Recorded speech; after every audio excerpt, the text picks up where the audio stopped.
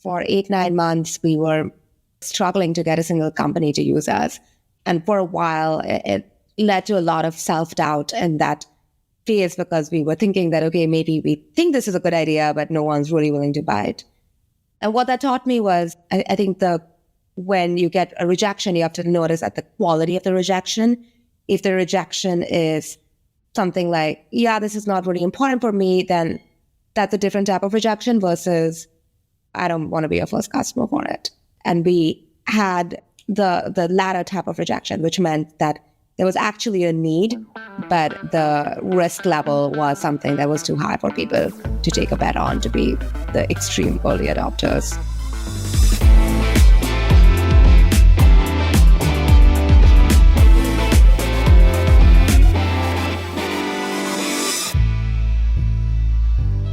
Hello, everyone, and welcome to FinTech Leaders, coming to you from New York City. I'm your host, Miguel Armaza, and I'm a co-founder of Gilgamesh Ventures, a venture capital fund that backs early-stage FinTech entrepreneurs in the US, Canada, and Latin America. If you enjoy this conversation, I invite you to leave a review on Apple Podcasts, Spotify, or wherever you get your shows so more people can learn about FinTech leaders. In this episode, I sit down with Trisha Kothari, CEO, co-founder of Unit21, a company at the forefront of the fight against financial crimes.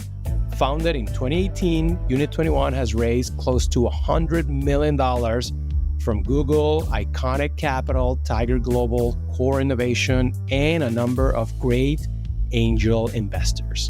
We discuss finding Unit21's initial design partners and how they eventually landed Coinbase and Intuit as their first and second customers, founder-led sales and common mistakes on building an enterprise sales team, what she has learned about fraud and company building over the years, and what she learned as a young engineer and product manager at Max Levchin's firm, how financial fraudsters are creative, coordinated, and quick, and a lot more.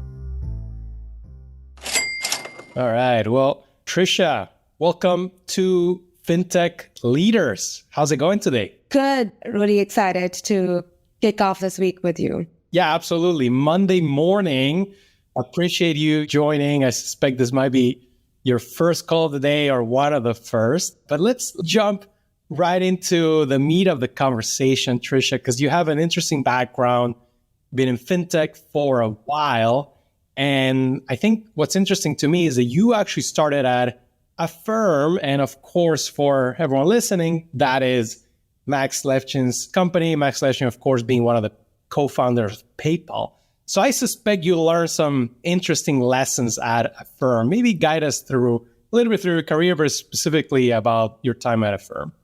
Yeah, definitely. A firm, it was so interesting when I started at a firm and I would tell people that a firm is a fintech company. I would have to put my hands in the air and make a quotation sign because people did not, fintech was not anywhere close to as ubiquitous a word as it is today. And I think that first generation of fintech companies, the firms, the Squares, the Coinbases really paved the way for it to become one of the biggest industries in technology. Yeah, absolutely. And one thing that is interesting is PayPal was a great company and Levchin pioneered a lot of anti-fraud, processes, if you will, and new innovations. So was anti-fraud something that you were working on at a firm, and how was working specifically on this vertical with someone like Max Levchin? So I joined a firm. It was very small as a company. There were about 10 engineers when I joined, and I'm an engineer by training, and I built a lot of the original infrastructure at a firm, such as the original ledger, a bunch of the risk-related systems. And after a couple of years, I moved over to product management. And my last project was pretty focused on the risk and the identity projects at a firm. So one of the things, firstly, a firm had really amazing intuition at the time, because of Max's knowledge and deep expertise in the space, a firm had really great intuition of where a firm needed to invest from a risk perspective. Even when I joined, there was a risk operations team, and that's not even the case for fintech companies I talk to today. And at the time, there wasn't a precedent of, okay, this is really what you should be doing from a risk operations perspective. So a firm had a really strong foundation of risk and risk operations. In terms of really where I discovered more about the space of anti-fraud that we're in was, I keep joking that fraud is never something that you wake up in the morning and you think of, oh, I'm going to start an anti-fraud company. But it is something that I got a chance to understand very deeply some of the issues around fraud that through a firm. And there were a couple of things that I learned. One is that fraudsters are some of the most creative people in this industry and generally in the world. They're really business owners, they're entrepreneurs too. And they had ways to attack the firm business model like they have for every other company in a very interesting and creative way, which wasn't always expected. And so there were a lot of new types of fraud that we were facing. And that was because our opponents were really creative individuals. The second thing that I learned was that a lot of fraud is very well coordinated. So fraud, typically there are cases where, there's one individual who might look at their debit card or credit card statement and say, hey, this was not made by me. But typically a lot of the fraud where you lose a lot of money, it comes in fraud rings of really coordinated fraudsters. And the third thing that I learned was that it was a very expensive investment, even for a firm. We had a lot of engineering investment from a really big risk engineering team. And so it was a huge commitment of engineering resources, and the agility that was needed by the operations team wasn't necessarily always met because you had an in-house engineering team where you needed to get things prioritized on the roadmap. So a lot of the problems that we're solving for at Unit21 was something that I firsthand saw at a firm, which enabled me to build the intuition of what is needed to be done in this space. So we're going to get back to the fraud rings in a second, but how was that moment, that morning when you woke up saying, I'm solving something internally, but this has to be done independently and I could do it for every other company, not just the firm? Yeah, it was interesting because, there's this very famous line like solve for a painkiller, not a vitamin, or be a painkiller, not a vitamin. And I think a firm really made me realize the pain of the situation. There were a lot of other ideas I was thinking about, but they were life enhancements, not really crucial things that I needed. And the advice might be different for B2C versus B2B because is, Instagram really a painkiller and unclear. But B2C, I think, has a different lens of the importance of things versus B2B, where you need to get a budget in order to be prioritized for an implementation within the company. And to get a budget, it has to be something that is actually critical for the business, because everything might be important for the business, but it may not be critical. And so I firsthand saw the criticality of fraud, where it influences the company's balance sheet in a very direct and obvious manner. And I saw the pain with current approaches as well. So that really enabled me to understand why is this an interesting business problem to solve. But a big component of why both my co-founder and I wanted to build this company was the mission really spoke to us. And I think that's something that is a little underrated. While I think a lot of people talk about mission and vision, the question is, when you're building a company, you often have to repeat yourself. I talk about what I do, 6 to 7 times a day. I talk about what I do to potential investors, to existing investors, to potential customers, to existing customers, to potential employees, existing employees. And I'm repeating myself 6, 7 times a day at a very minimum. and, the maximum in the 20, 30, 40 times a day. And you really have to believe what you are doing is interesting if you're going to repeat yourself 10 times a day for years on an end, like for 4, 5, 7, 10 years. And when I was thinking of what I wanted to do, the reason I decided to pick this over another idea that I had was the mission of this, of doing something that actually touched the lives of normal people and to make the world a safer and more just place really spoke to me. Yeah, and here you are 5 years later, still repeating yourself every day, but clearly still passionate about it. But going back to those initial days, one thing you obviously had to figure out was your initial partners and your design partners, especially your first customers. How did you optimize that process? So that was very difficult because we're in the risk space. So we work typically with very risk-averse people. And if we fail, that means that they could be out of a job. If you fail, that means in the compliance case, if you fail, then they might actually be in jail. And it is absolutely like a very, very critical decision that someone needs to make. And the more critical it is, the more difficult it is to really get those first design partners or first customers. So actually, for a long time, it was very difficult. We reached out to a lot of companies. We spoke to a lot of companies. And they all told us that this is interesting, but talk to me when you have your first customer. And that was very difficult. Ultimately, what we ended up doing was we reached out to an individual at Coinbase who leads their investigations practices. And they had one component of their investigations that was still being done in Google Sheets. So we said, okay, we'll just take over that component instead of saying everything or nothing. And that enabled us to have a small wedge within Coinbase, but more importantly, it enabled us to get the Coinbase logo.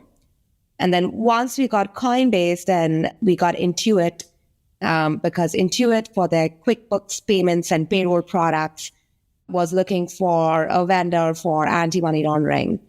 And when we said Coinbase is using us, then they definitely took a bet on us, but they said, okay, we're going to make it happen. And then once Coinbase and Intuit started using us, then it became Intuit's a household name. People know all of its products, TurboTax, QuickBooks.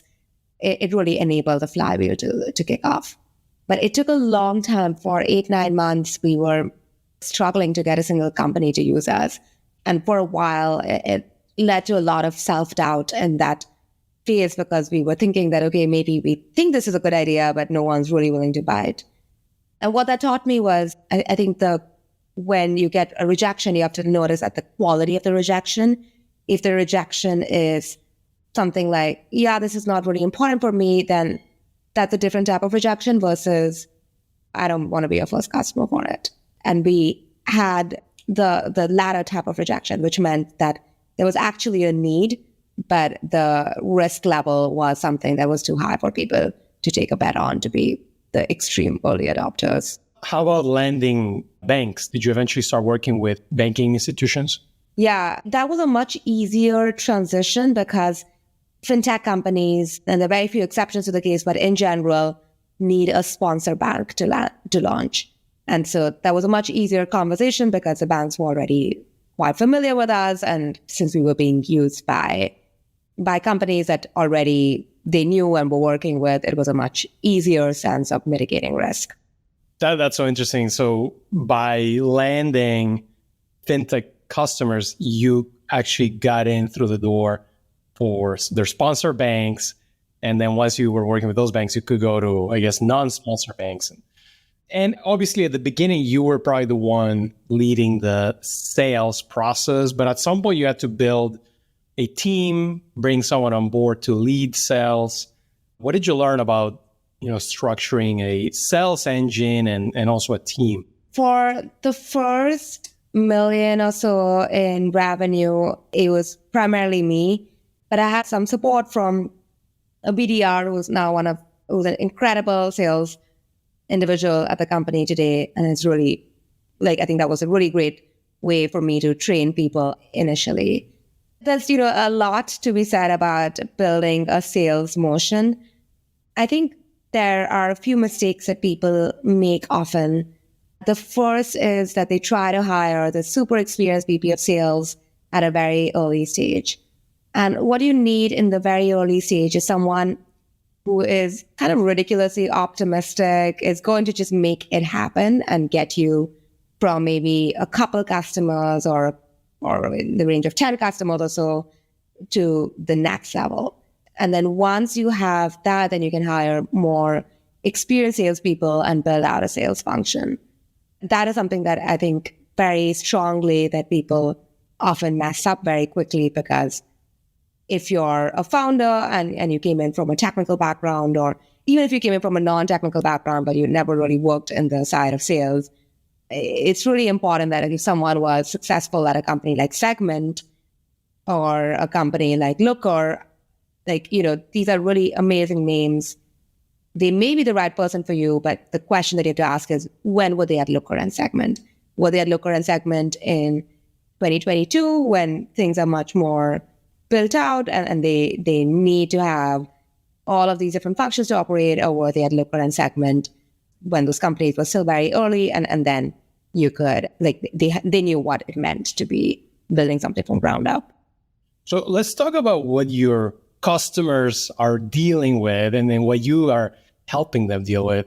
And of course, your customers are oftentimes fast-growing companies, and they're trying to, we've talked before, and you've mentioned they're trying to maximize growth while minimizing fraud, and that's where you come in. But on the other side, you have this fraudsters, these fraud rings that are creative, coordinated, and quick, right? So maybe take us through the product and how does that balance work? Yeah, absolutely. So fraudsters are incredibly creative, as we talked about, and they're also really well coordinated. We see a lot of fraud rings where people are working together. I'll give an example of this fraud, which, it sounds crazy that this is even existent today, but there's a lot of check fraud that we're seeing right now. And you might think that checks, isn't that a thing of the past? But 40% of B2B payments are made via checks, which is absolutely insane, but it's still a thing. And what fraudsters are doing now is that there are these fraud rings where fraudsters are intercepting the checks over mail, and they're stealing the mailboxes, getting the checks. And then what they're doing is they're removing the name of the individual and the amount, and then they're selling these checks on WhatsApp groups or Telegram groups. And a lot of the check washing and this type of method has existed in the past, but to the secondary marketplace, it's something that's very new, and the lack of security and the mailbox theft is on a rise. And so that kind of ingenuity of, okay, I'm going to create a business and on fraud and then sell it to other people on WhatsApp is something that we did not see before. And so what our product is saying is that today, if you have check fraud as an issue, or ACH fraud as an issue, or credit card fraud as an issue, the way that it's typically been approached is people say, okay, I'm going to buy a check fraud solution or an ACH fraud solution.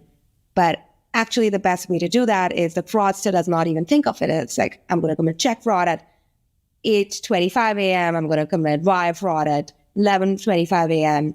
They're just trying to think of what are the weaknesses in your institution and try to defraud you.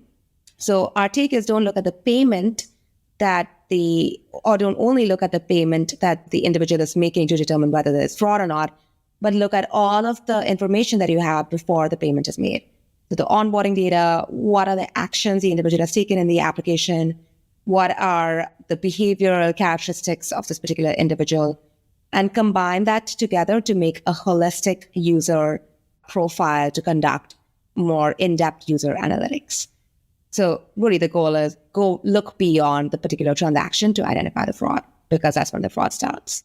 Reminds me a little bit of the movie Catch Me If You Can. Have you seen that movie? The main character is Frank Abagnale Jr. You have that scale online, highly organized. And how is the new wave, especially generative AI, How is that going to affect this world? Because I've been hearing two opinions. One is it's going to make it worse. And the other one is going to help us fight fraud in a better way. So where do we fall in it? And really with respect to the catch me if you can metaphor, I think it's so easy to commit fraud today because you don't even need to do, the makeup work that Leonardo DiCaprio had to do. You just can be a fraudster sitting in your room and you're able to parallelize these attacks in a way that just was never possible before. And you had to enter a bank branch to open an account and things like that. With respect to the generative AI, it's like a really interesting component is that if you can sit in your bedroom and be able to create these fraud attacks, with generative AI, it's only going to get much easier for the fraudster to be able to do that. And the big component of where people should be worried is around social engineering, scams, and account takeovers. So I'll give an example. I'm sure, a lot of people have received the classic Nigerian prince email. And you would know that it's spam because you would see a bunch of spelling mistakes and you would see that this doesn't even read like a proper email. But today you can ask ChatGPT to write you an email that is asking for help, and it'll actually be a really well-written email without any punctuation errors, without any grammatical errors. And so it'll be much easier to commit social engineering scams, which look like legitimate emails. An example of where we saw one was in targeting the account payables teams in companies. So people would create fake invoices, which read like completely normal, good invoices asking for payments to be made or for details or to get on a call and to commit a more elaborate social engineering scam. And it would be sent to the accounts payable team. And the accounts payable team is running in the finance department, maybe completely not, really know, okay, what is this software or what is this vendor? And then they might make a payment out. And you might think that, okay, this doesn't even seem like, how many people are going to do that? But there was a case, I believe in 2017, 2018, where Google and Facebook both lost $100 million to this kind of scam. And they were able to recuperate half of it back, but it's a pretty big sum of money for extremely sophisticated institutions. So there's definitely a lot more happening that isn't always reported. And that's only going to increase the types of scams that we're seeing with improved methods on the social engineering side. It's already come into play in 6 months. So fraudsters are having this incredible tool, definitely. And Trisha, I wonder, other than providing your product, what the core product that you offer at Unit21, do you give your customers also some sort of recommendations of, things what not to do, this what to do? I wonder how, if there's anything that you have off the bat. Yeah, absolutely. So we've been providing out-of-the-box recommendations based on what we are seeing in the industry since day one.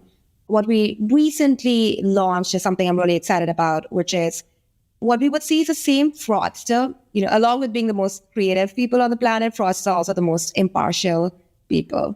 They don't care who the institution is. As long as they get money, they will try to attack you. And we would see the same fraudster come and show up in amongst 5 of our customers. And we would say, this is absolutely crazy. There needs to be a way to go from a more reactive approach to fraud to a more proactive approach to fraud. And so we created this data sharing consortium that people could, in a privacy preserved manner, be able to share information about good and bad users so that you can, from across the industry, see how this person acting. So not just from a holistic understanding of how they're acting in your platform, but across the industry.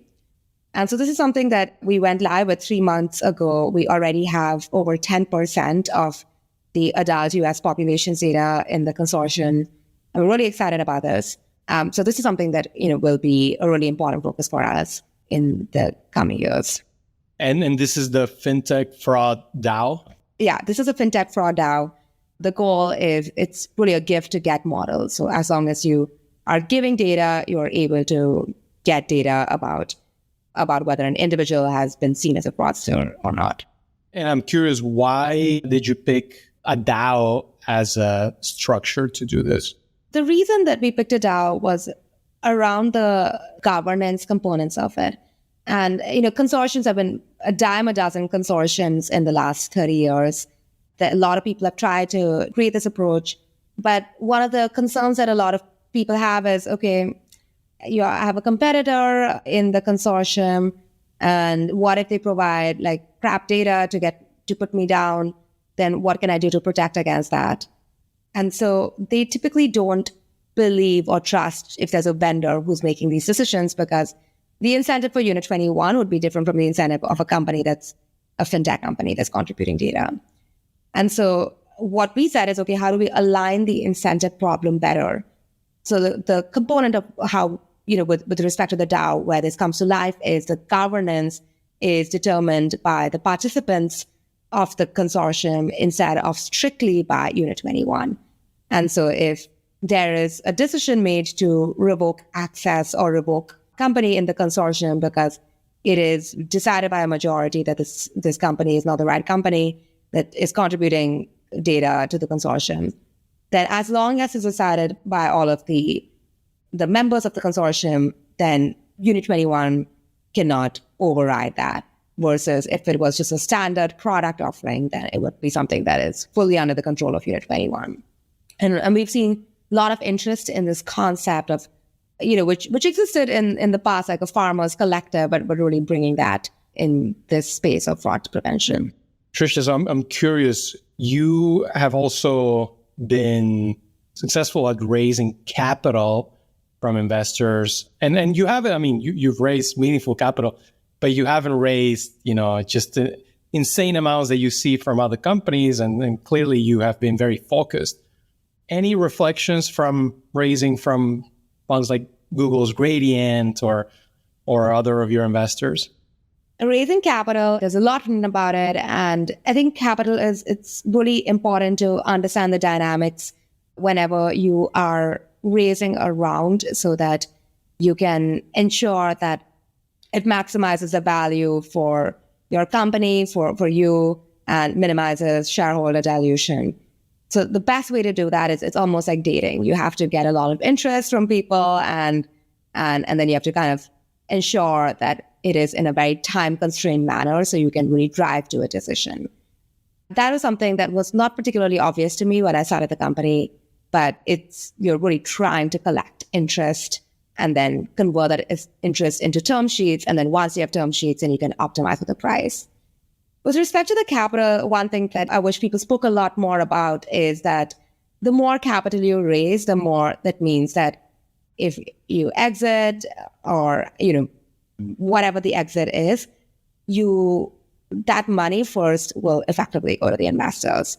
And it's important that you are mindful on that so you can retain as much control of where you want to take your business. And it's not something that you work on for years and then ultimately don't see any output from that. And so we've seen that a bunch of companies that exit at amazing valuations, multiple billions of dollars, but they raise so much money that the founders or the employees the people who've actually contributed their lives to the company don't get a meaningful return from it. Yeah, keep your capital structure as lean as possible, for sure. And so before I let you go, Trisha, you're doing a lot of things, but you're clearly laser focused on Unit21. What has you the most excited for the next couple of years? Yeah, what's the most exciting for me is really thinking about how can we prevent these criminals from taking advantage of us, and how can we do that in interesting, creative ways. These criminals are so creative. How can we come up with inventive ideas, which I'm really excited about for the FinTech Fraud DAO, in order to make sure that these individuals or businesses cannot take advantage of innocent, normal, regular people. I'm really excited about continuing on our product development work for that, alongside, of course, distributing it effectively. Wonderful. Well, Trisha, thanks for all the work you do, and thanks for joining FinTech Leaders. It's going to be exciting to watch the next 5 years of Unit21. Thank you, Miguel. I really enjoyed talking to you.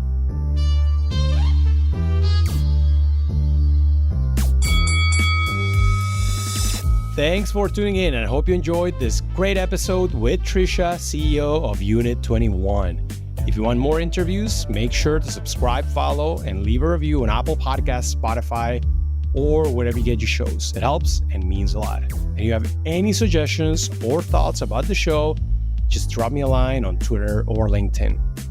Signing off till next week, I'm your host, Miguel Armaza.